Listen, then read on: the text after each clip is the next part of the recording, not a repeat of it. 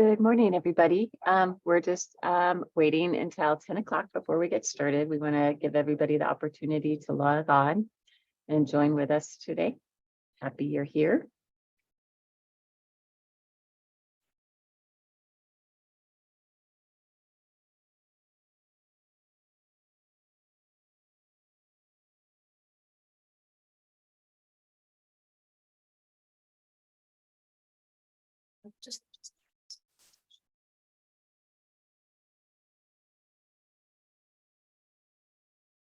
And if you are interested, please go ahead and put in. Today's topic is reclaimed water. And so if you have any experience with reclaimed water, if you're on reclaimed water, go ahead and put that in the chat box too. So we'll kind of know what's going on in our audience. Or maybe if you have a lot of salt in your well, that would be another good thing to put in the chat, and we could see what's going on out with our audience. And it is 10 o'clock, so I'm going to go ahead and get started. I want to say good morning and welcome to the Florida Friendly Landscaping Professional Webinar Series. Today's webinar is what to remember about reclaimed water, considerations for using it in the landscape, with Dr. Kim Moore. This webinar is approved for 1 FMGLA, LIAF, DBPR, and FDEC CEU. There is a $10 administration fee to receive the CEU. Of course, the webinar is free to watch. And I'll go ahead and put a link in the chat box to make payment if you decide you would like a CEU and haven't already registered for that. I'll be submitting the CEUs to the licensing agency by Friday, so you won't get your certificate till the end of the week. So please keep that in mind. You will receive a certificate if you registered for one. And this is part of a monthly webinar series held on the second Tuesday of the month at 10 a.m. Our next webinar is on May 9th, and it's a movable feast for the eye, container gardens, with Debbie Mola-Mickler from Disney. We are also offering a green stormwater infrastructure webinar series, and that's in partnership with DEP and Ferguson Waterworks. Our next webinar for green stormwater infrastructure will be on April 20th. It's on tree boxes and suspended concrete systems. And I can put that link in the webinar in our chat box too a little later. And just so you know, your microphones have been muted. So please put any questions you have into the chat box, and we'll take them at the end of the presentation. You'll also see a survey invitation pop up, so please take a moment to fill this out, as it really helps us kind of determine our upcoming webinar series topics. And with that, I'm going to turn this over to Tom Wickman to introduce today's speaker. Thanks, Claire. I'm Tom Wickman. I'm the Assistant Director for the Florida Friendly Landscaping Program, and it's my pleasure to be able to introduce Dr. Kim Moore. Dr. Moore works in the area of sustainable horticulture and concentrates on sustainable nutrient management solutions for ornamental plants. She investigates the use of alternative growing substrates, as well as plant response to irrigation water high in salts.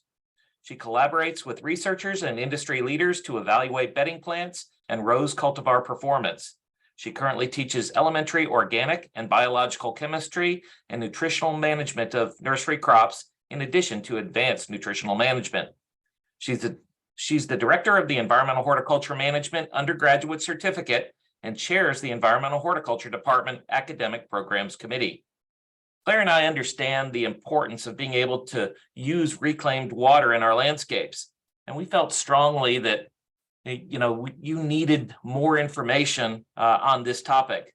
And Dr. Moore answered our call to provide this presentation so that you can have the latest information about how to help your clients use this resource efficiently. Without any further delay, it's my pleasure to turn the floor over to Dr. Kim Moore.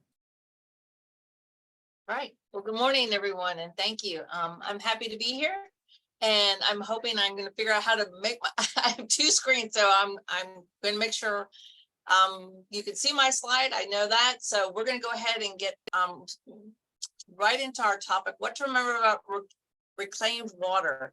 So, all right, let's see here. Maybe it wants to go this way. It's not moving. There we go. Aha, okay, I figured it out. Okay, so water. Water is vital for people, it's vital for animals, it's vital for plants. We don't have enough water. We're looking at water shortages.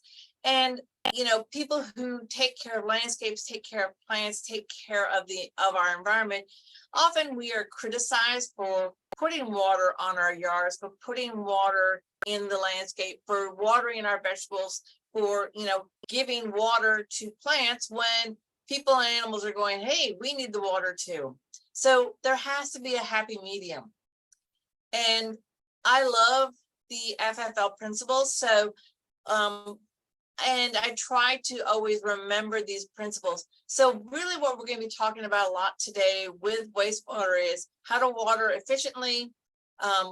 And part of that water, you know, I start fertilizer because, you know, wastewater has some nutrients in it. So we're going to have to think about it a little bit differently, as well as protecting the waterfront. So these are three areas that kind of we're going to be focusing on when we're talking about wastewater and how they relate to the FFL principles.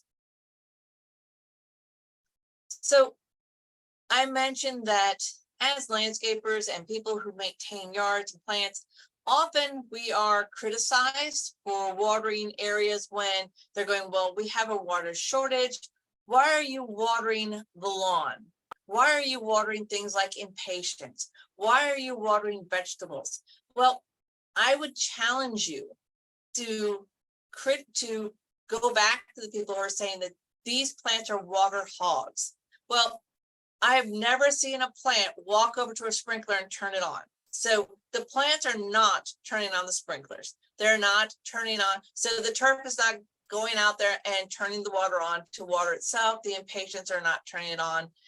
We control the water. People control the water. And if you think about it, how much water do these plants need? We perceive that they need more water than they might actually need. So we have classified certain plants as water hogs or plants that need a lot of water. But ideally, we're looking at ways that we can reduce our water use, water more efficiently and water less often. So some of the research that's being done here at the center and other places is how can we grow plants with less water? All right. So that's one option, you know, when we're thinking about water hogs. And I would argue that these plants are not water hogs, that we control the sprinklers, not the plants themselves. Although it'd be really cool if I saw a plant walk up and turn the sprinkler on, I'd be like, that would be a Guinness World Record type thing, or, you know, oddities, what is that? Ripley's, believe it or not, that would be a Ripley's. So what I do see in most Florida landscape is this plant. I see dollarweed, which makes me think that we're overwatering yards. Why? Because dollarweed is an aquatic plant. And when I see an aquatic plant growing in a yard or in a landscape, it tends to I have the indication that that yard, that landscape is being overwatered when I see this plant. Because an aquatic plant in a terrestrial landscape, that should be a warning sign. So I'm off my water soapbox, but really we can use less water. So that's one way that we can better manage our landscapes, by better managing the amount of water that we're using in the landscape. But what else? Well, this is where reclaimed water has a place in our landscape. So if we realize that we're facing water shortages, which if you read a lot of the publications and things like that, and some of the research that has been done, and one of the reasons why I started working with wastewater is that I realized that we could potentially be facing a water shortage. And our landscapes are an important part of the environment. So they do need water. So I love planting native plants. I love reducing water, but there are times when I have to water. Okay, all plants need water. So as I've mentioned, people, plants, animals, we all need water. So you might see a purple valve box in a landscape.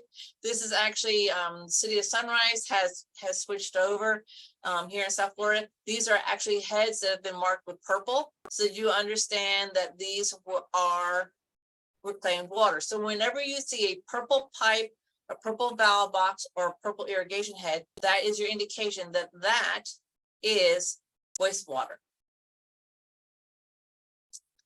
So first of all, there's a lot of misnomers or misunderstandings about what is wastewater. It is not gray water, okay? It is water that is former sewage that has been treated to remove the solids and impurities. It is highly treated and it is carried through these purple pipes. So this is at the water treatment facility in Hollywood. There are many water treatment facilities throughout South Florida. And if you see the purple pipes, you will know that purple pipes mean wastewater. Basically, they flagged it purple so people know I'm not going to drink that water. So it's not potable. So do not drink, not potable water. Now, so we are not going to drink it, but that water is perfectly safe to use for other purposes. So let's talk a little bit about the processing, because you have to understand what wastewater is so that you then understand how you can use it. So wastewater, so imagine every time someone flushes, that whatever is in that water goes to a treatment center. So first of all, a lot of people think, oh, I'm just nervous about using processed sewage. I can't. Well, realize that even the water that comes into your home has to be treated. So if we're pumping from the aquifers that run the length of the state of Florida, that water has gone through all the soil and has picked up debris. It also is cleaned and treated before it goes to your home. Okay, so all we're doing is we're processing another water source to clean it up so that we can use it for alternative purposes. So we have the treatment center. So this is your water treatment. So they're going to have one area where they're processing the water that's going to your homes. Okay, where they're cleaning that water up. They will not let anyone tour those areas. Again, for safety reasons, but also because, hey, we don't want anyone walking through. We're cleaning the water that's going to people's homes because we don't want anyone putting something in. So what happens is the water comes in and it's screened. Okay, so they screen the water to remove large particles, large debris, things like that. That is then thrown away and recycled. Okay, so people throw a lot of things into the sewer system, and some of those things have to be physically removed. So then what happens is it goes to the next area, and this is the primary treatment area. So what happens is basically it's kind of a big slurry. Okay, so they're stirring it and mixing it, and there are microbes in there. Okay, so there are certain microorganisms that they inject that kind of start breaking down the solids and breaking down the sewage water. Okay, so it's basically sewage water. So what happens is then this processes, and we have microbes and stuff. It's going to go through a screening. We're going to actually let the solids settle out. So the solids settle out, and then they take the water on top. They're going to then add something like chlorine to kill the microbes, and now it's filtered again, and then it's ready to go. Now they're showing it dumping it into a river. We are not dumping our sewage water into, it was for a while there in South Florida, they were dumping it into the ocean. We have now stopped that. So all the wastewater now has to be used in other ways. It cannot have an outpouring into the ocean. But that was what they were doing with it before they realized that all those nutrients going into the ocean were causing problems in the ocean. So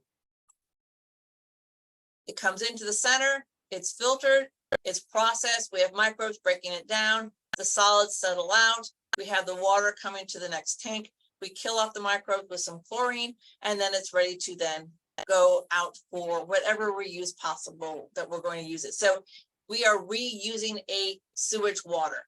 So people go, ooh, still don't feel good about using this. Well, here's how it's being used. Okay, we have two products. So we have the water, and then we have the solids.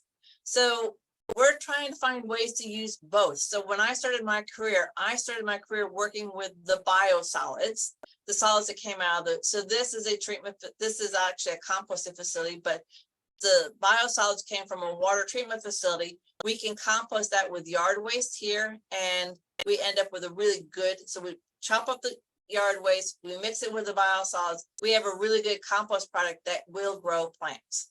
Okay.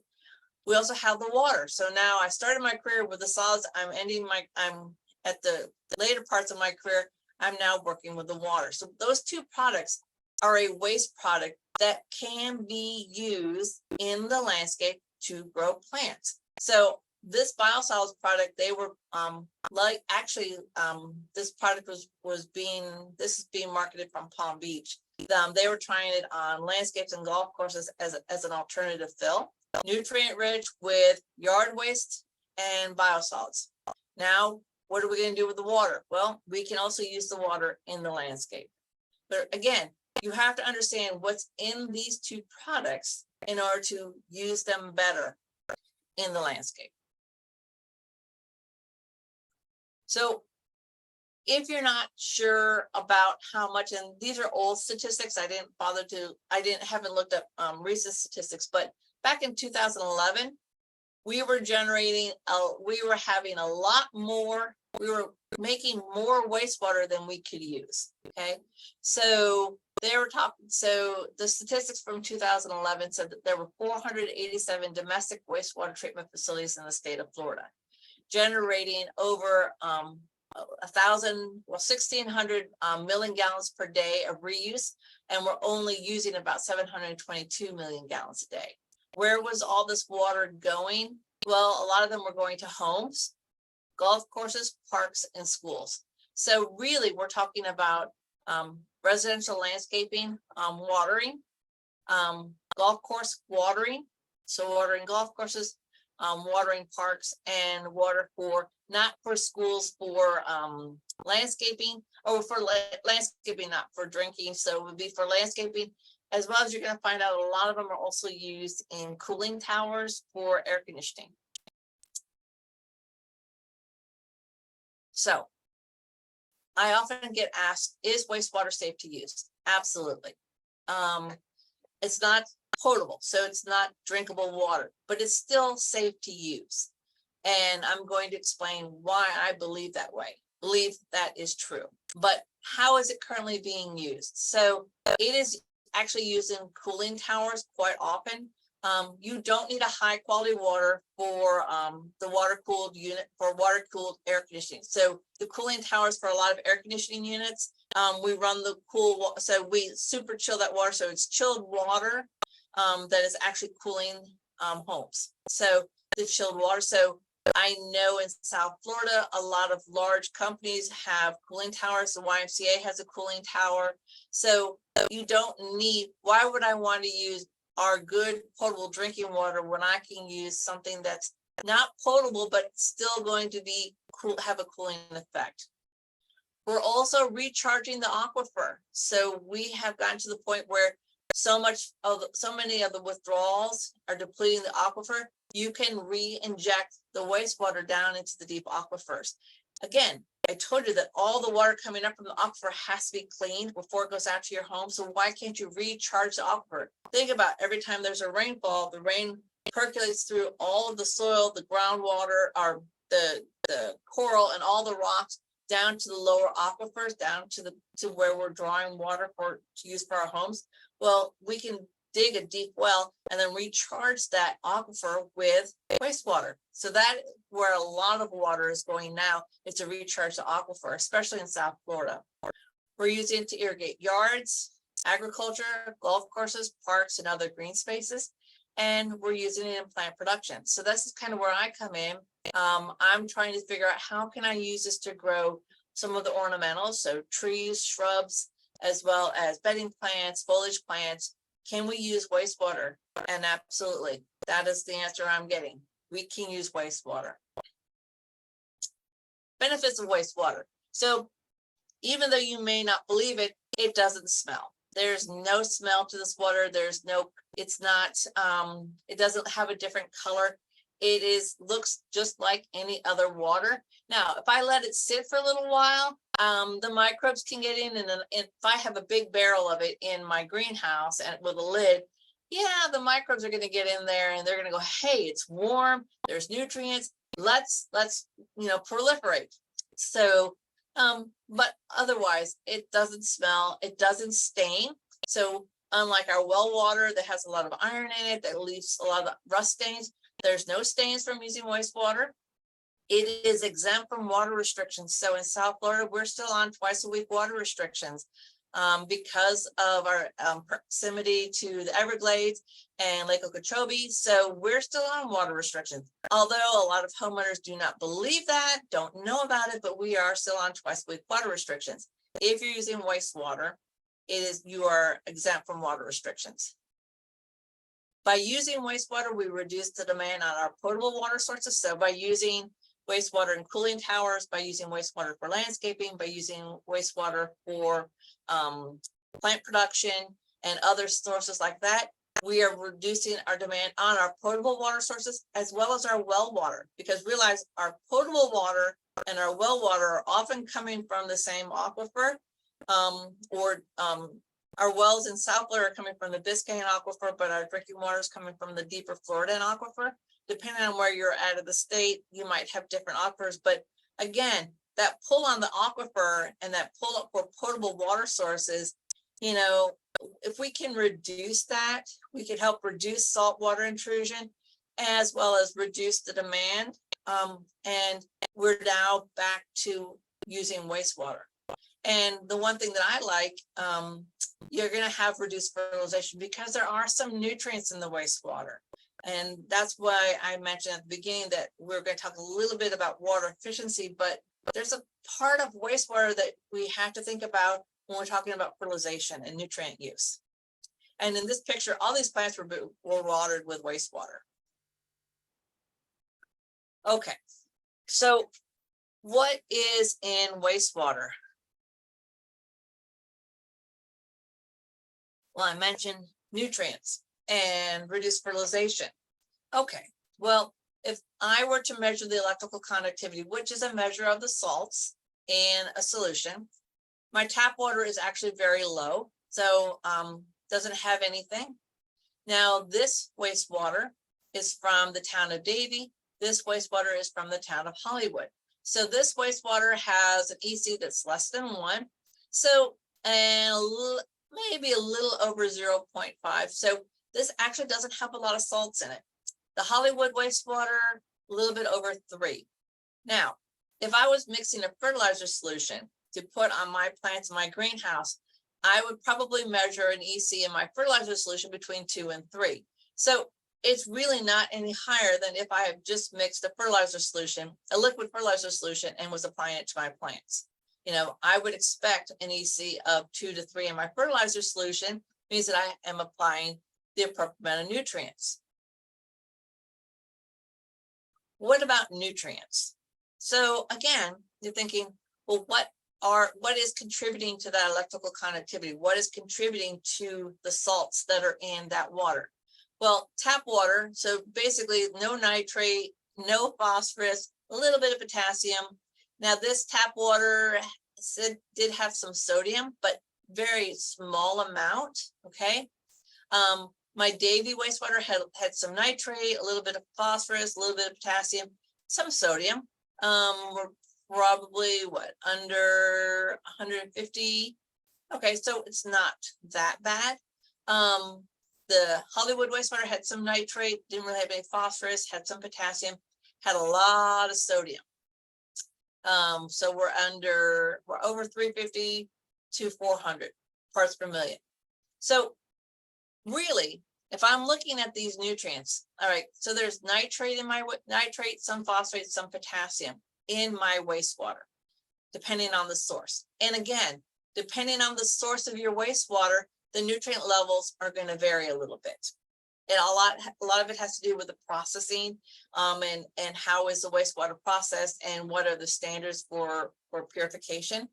And unfortunately, when we're talking about wastewater, there are certain minimum standards, but then, you know, the final product is going to vary. And I'm going to show you another slide. You're going to go, it can also vary between facilities as well as throughout the year. But what I wanted to show you is that by far the most important element, or the element that we're concerned with in wastewater is sodium. Sodium is a component of salt. So when we're talking about saltwater intrusion, I'm worried about sodium levels in the water. When I'm talking about wastewater, I'm worried about the sodium levels in the wastewater. Because sodium is not an essential element and it can be detrimental, because what sodium does is it competes with potassium. It says, hey, I want to go in and into the plant and not you. So we end up with deficiencies, and then we can end up with too much sodium, causing the salt damage that we've often seen when we're talking about saltwater intrusion or wastewater.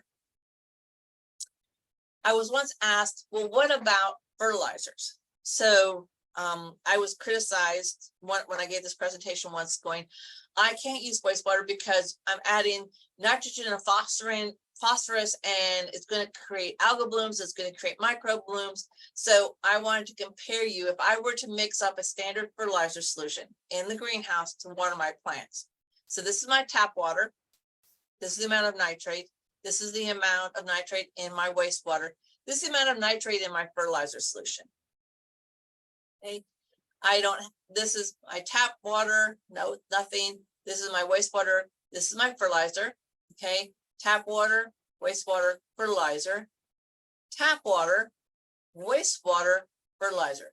So by far, I'm loading. So if I'm using a regular fertilizer that I've mixed and I'm applying a liquid fertilizer, I'm applying a lot more nitrogen, phosphorus, and potassium than I am with using my wastewater.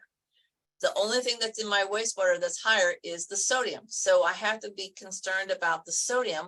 And I'm going to show you certain sodium levels.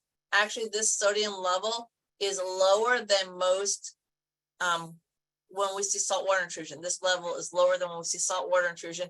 And it's not, I've done some work that shows that this level is not as detrimental as higher levels. So we're within the okay range for our sodium. Even though it looks really high, it's not that high. But again, when you are comparing to a fertilizer, we do more damage by over fertilizing than we do by using wastewater in the landscape. Now, that said, we should think about wastewater as an alternative water source, but we should also think about it as a potential fertilizer source.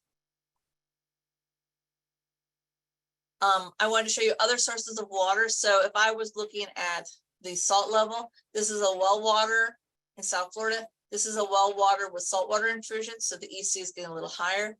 This is from a canal in South Florida. This is rainwater out of a rain barrel. This is wastewater. So by far, my my well with saltwater intrusion has more salts and more sodium than my wastewater does. Now, my wastewater has some salts, has some sodium, but you know, this is a normal well, this is the canal, the rainwater has nothing. So, you know, obviously the rainwater is a good source of water, but in comparison, if we're talking about a well with saltwater intrusion, I would much rather use my wastewater on my landscape than a well that has saltwater intrusion, because there's nothing I can do about this. If once my well has salt water in it, I can't undo that. So I'm going to have to use an alternative water source. Well, wastewater is a potential, rainwater is a potential. But I wanted you to see this as well as the comparison with the fertilizers to show you that people keep, one of the concerns with wastewater is it's got a lot of salt. Why do we have all these salts? Well, the salts aren't that high when you compare it to other sources of salts. So, like I said, the concerns about wastewater. Cost to connect. So that is a challenge. You have to connect to the water treatment facility.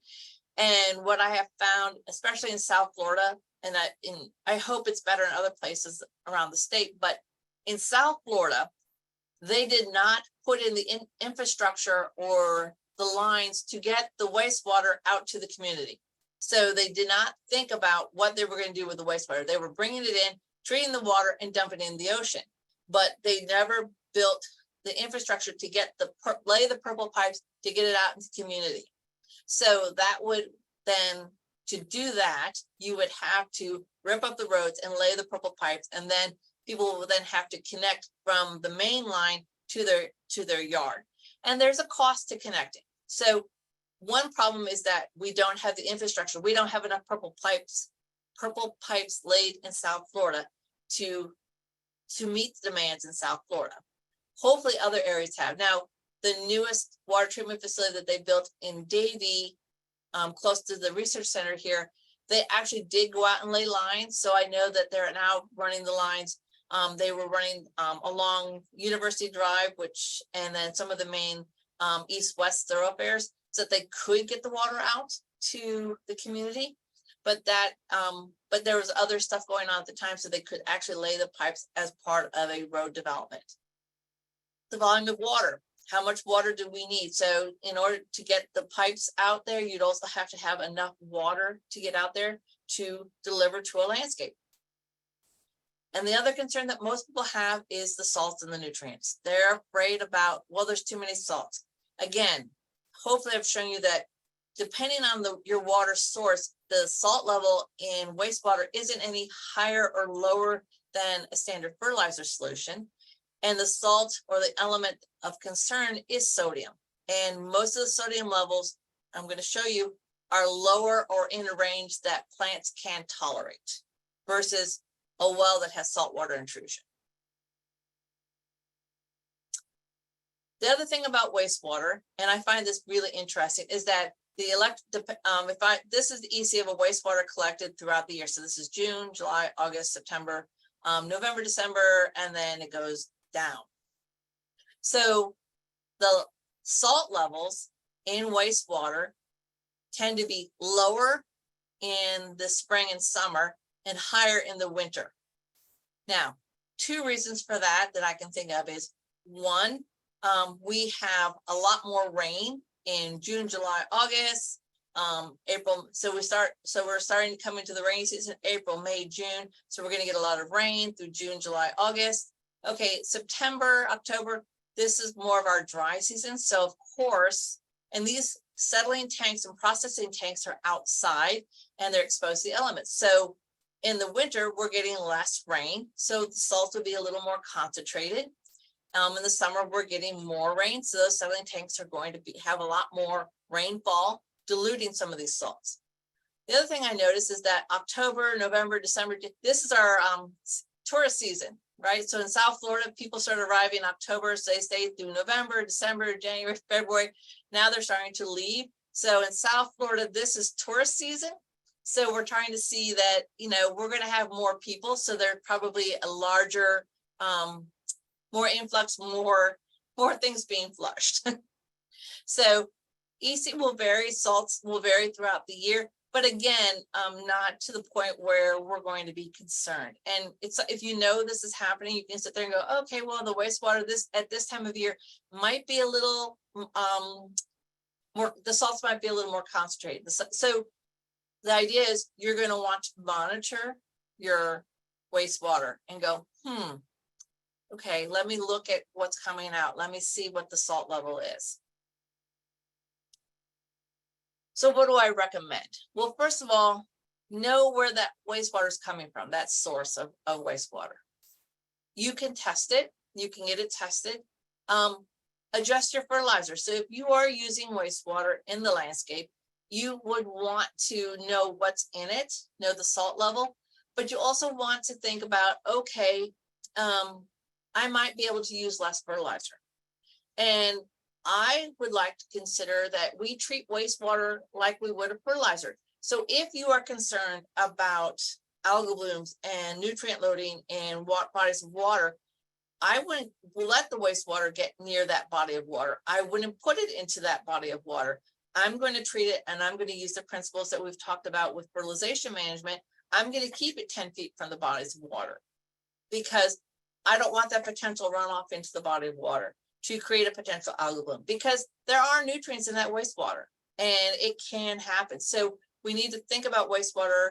It's a water source, an alternative water source, but it has nutrients in it. So think of it as a very, very dilute fertilizer. We don't want to overwater when we're using wastewater. So think about the field capacity. And again, plant selection. So there are certain plants that are a little more salt tolerant. So if we're going to be using wastewater, we may want to say, can I use a more salt tolerant plant? is there something that would be better than the plants that I have right now? Again, that plant selection is always key. So, as I said, salt is a concern. So what happens when we have too much salt? Well, we're going to end up with an osmotic stress. So the plants are going to, I like to think of it, if we put a bunch of salt on around the root system, we need to, nature says we need to dilute the salts. If we don't have water to dilute those salts, we're going to take the water out of the plant to dilute those salts, and plants then look kind of burnt and crispy, like you see here. So that's one possible symptom. You could end up with toxicity. So again, it's a lot of sodium. So there could be some toxicity due to the sodium. The plants might be a little bit stunted, or obviously if we oversalt, they could die. Now, that's extreme salt stress. And in this case, we were pumping a lot. These plants over here did not have a lot of salt. These plants had a lot of salt. So you can see over here, a low amount of salt, plants can tolerate. They have adaptive mechanisms. When we get to the extreme levels, they're going to die. So where's wastewater? I think wastewater is down at this end. It's got some salts, it's got some nutrients, but we're not at the toxic end. We're not at the levels where we're going to start to see severe osmotic stress and toxicities. I see this type of thing happening with saltwater intrusion more than I would with wastewater. So I would say this is probably like a saltwater intrusion into your well. This would be more like a wastewater. So there's some salts, but it's not enough to really kill the plants. But every plant has a different salt tolerance. So I did some studies to try to figure out what were some of the salt tolerances for some common shrubs and bedding plant material. So something like coleus, it has a lower salt tolerance. So I grew plants with no salts, with salts at between 1 and 2. And then as the salt level went up, this is plant growth. Okay. I call it a rating, but it's, what did the plants look like? And were they, the higher the rating, the better the quality of plant. This low rating means that they were probably mostly dead. So coleus looked the best between the EC of 1 and 2. Okay. So that's not, so they have a low salt tolerance. Something like copperleaf though, had a little higher salt tolerance, between 4 and 5. So it was better. So copperleaf is rated medium to high salt tolerant. And I wanted to see if the ratings that were given in literature, if it says low salt tolerant, medium salt tolerant, high salt tolerant, what do those mean in numbers? Because I like to think in numbers. So coleus was classified as a low salt tolerant. So low salt tolerant, I'm looking at an EC in the water of 1 to 2. Okay, well, our wastewater in most cases, especially from the town of Davie, was between 1 and 2. Some wastewaters can get a little bit higher, could be up here. So if my wastewater salt started to get up to this range, I might, want to, beware. Copperleaf in the literature said it was a moderate to high salt tolerant. So it was okay. I mean, it's actually doing all right with salt levels of 4 to 5. So the EC of 4 to 5. So that's telling me, okay, it can handle a little more salt. It's going to perform a little better in the landscape. So I'm thinking, okay, so I know that plants differ. So, and now I have a better idea of when I'm reading literature and it says it's a low salt tolerant, I'm going to try and keep the EC a little lower, less than 2. Moderate to high salt tolerant, I think I would say, keep it around 4. Okay. When it gets above that, then I want to be concerned. So anything above 4, what am I going to do? Well, I could take my wastewater and blend it with rainwater. I could blend it with other irrigation water sources. Always test before you put it out onto a whole landscape is a good idea. Here's some of the sodium guidelines that go along with the salt levels, the EC levels. So I have found in my research that if I have a sodium level that's 60 to 68, 69 parts per million, I don't really have a problem. So that's not that high. Okay. I might, with a low salt tolerant plants, when I get around 170 parts per million nitrogen, that's the limit. Above that, I'm going to start to see problems. All right. For moderate salt tolerance, I can go up to 240 to 420, 240 to 420 parts per million of nitrogen in the solution, and that's the limit. Okay, so we've looked at the EC and we've looked at the sodium. So those are two things you're going to want to monitor and know about your wastewater as you're deciding how and when you're going to apply it in the landscape. So if my sodium and my EC are low, I'm probably okay. And some wastewater sometimes is going to be low.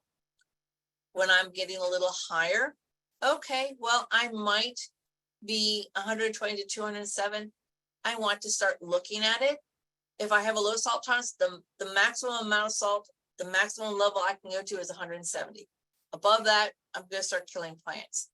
For moderate, this would be moderate, would be 240, high would be 420. So again, if you're looking at those ratings when you're reading a recommendation, it'll often say low, moderate, high salt tolerance. So low salt tolerance, no higher than 170. Moderate salt tolerance, no higher than 240. High salt tolerance, no higher than 420. When I get above 420 parts per million of nitrogen, I don't care what you're growing, plants start to die. So that's kind of my limit. When from my research, I don't go above 420 because I know plant death will occur. So let's kind of sum it up now. First of all, when we're talking about wastewater, plant response is going to vary. So you should understand, are your plants low, moderate, or high salt tolerant? You also want to know what is the electrical conductivity of salt level and what is the sodium level. We want a lower EC and the lower sodium levels are better for our plants. Okay, so, and usually the EC and sodium kind of go, if your EC is high, your sodium is usually high. If your EC is low, your sodium tends to be lower.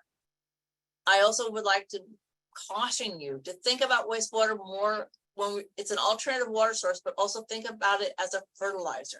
So I got a call from a golf course here in South Florida.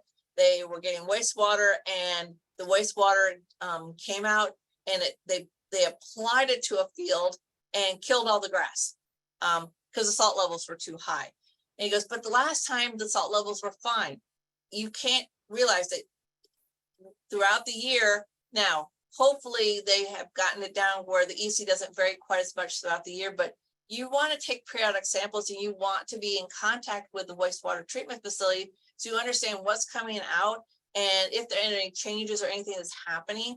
And always, before you install or use wastewater in any landscape situation, know what you're doing and run some tests. Do a small test plot and go, okay, this is all right. This looks like it's doing okay. Don't just take a huge landscape and change all the wastewater and then watch plants die.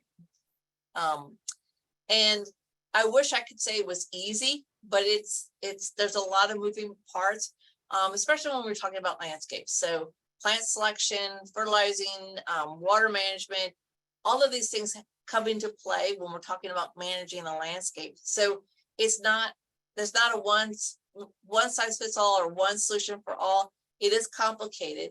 And hopefully I've given you some tools and some guidelines here. Understanding your electrical conductivity, the sodium levels, thinking about, I really think we should think about wastewater as an alternative water with a fertilizer charge. And when we're talking about fertilizing, it's really easy to over fertilize a yard and then see the damages from over fertilization. So if we're thinking about our wastewater like it's a fertilizer, you're going to be cautious as you're applying it. And you might think about, are there ways I can blend it? Are there ways I can use it? So a blended wastewater is great. If you can blend it with, you have a way of blending your wastewater with some other water sources. Rainwater is a great source, or other, even a municipal water source. Blending wastewater, you're using less municipal water, but you're also using the wastewater. You've got a lower EC, a lower sodium level. You should have less problems. So again, there are lots of different combinations. That's why I said it's not an easy solution, not an easy problem to work on. And with that, that is the end of my presentation. So I'm going to turn it back to Tom, who's probably got a bunch of questions for me. Kim, thank you so very much. That was really good. I love that, you know, you give us some thresholds and some specifics. So that's really helpful. You know, being someone that has managed large landscapes utilizing reclaimed water, I've seen the issues and I've seen those things. So I really appreciate the specifics that you provided. One of the questions that came through is, can my reclaimed water be used on vegetables or fruits or, you know, edibles in general? Yes, so that is always a concern when it comes to both rainwater, because I do a lot of work with rain barrels and wastewater. From what I've seen, the plants are amazing in that they only take up what they need and they don't concentrate toxins. So there are no toxins in the wastewater. So again, it's like if you were using a liquid fertilizer. So I have not seen any issues with using wastewater on edibles. Now, if you're overhead watering with your wastewater and you have some of it on your fruit, obviously wash the fruit, wash the vegetables before you eat them. But applying it to the roots, I have not seen any issues with applying it to the roots, and I have not seen any concentration of toxins or any other issues from using wastewater on edibles. But again, it's a personal choice too. So I know some people don't feel comfortable using it that way. That's fine. But I have not seen any issues from using wastewater. There's no human pathogens. There's no E. coli. There's nothing in that water that would cause any human health issues. So it's not drinkable, and I would wash your fruits and vegetables, but it's okay to apply to edibles, in my opinion. Fantastic. Next question was, how can we calculate a reduction in our fertilizer regime based off of wastewater use? Again, so how would you calculate? So there are different ways of thinking about it. If you have a report and you know how much nitrogen, I usually base fertilizer recommendations on nitrogen rates. So if I know I want to put on so many milligrams of nitrogen per liter of water, and I know how much is in my wastewater, then I know how much I want to supplement with my fertilizer. So if I want 100 milligrams, 100 parts per million of nitrogen, or I want 100 milligrams of nitrogen per liter of water, and I've got 10, I need to supplement with 90. If that's too much math, then I usually go with half. Okay, so if I got wastewater, I'm going to cut my fertilizer in half. And that has worked really well for me for growing plants. It's like, all right, I don't need to put on my full amount, but I can put on half the amount, and the rest is coming from my wastewater. And that's an easy math to do. Half of what I would have put on, I'm okay using my wastewater. But Nice, you can actually do the math if you want to, but half works for me. All right. What is the difference between what we used to call gray water and wastewater? So gray water is actually that soapy water. It's like from like washing machines and things like that. That is gray water. Whereas wastewater is sewage water. It is actually the solids. You can actually if you visit a wastewater treatment facility, they call it it looks like they call it their chocolate. It is just brown. It's nasty brown. It doesn't smell, but it's nasty. So sewage water is wastewater. Gray water are the other water sources, other types of waste. Fantastic. Well, I know everybody appreciated this presentation. You know, people letting you know it's been very informative. I'm so glad that this presentation will be archived to our website. So those folks, please share this information. That if you know someone that missed this presentation and they're using reclaimed or having trouble with reclaimed, make sure that they watch this. It'll be posted to our website within the next 2 weeks. And please think about joining us for our next presentation on May 9th. We'll have Debbie Mola from Walt Disney World talking about creating beautiful container gardens.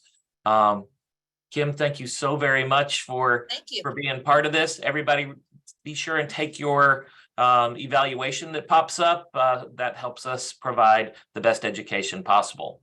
Everybody have a great day, and we'll see you next month. All right. Thank you, everyone. It was fun. Take care now. Thank you. Bye-bye.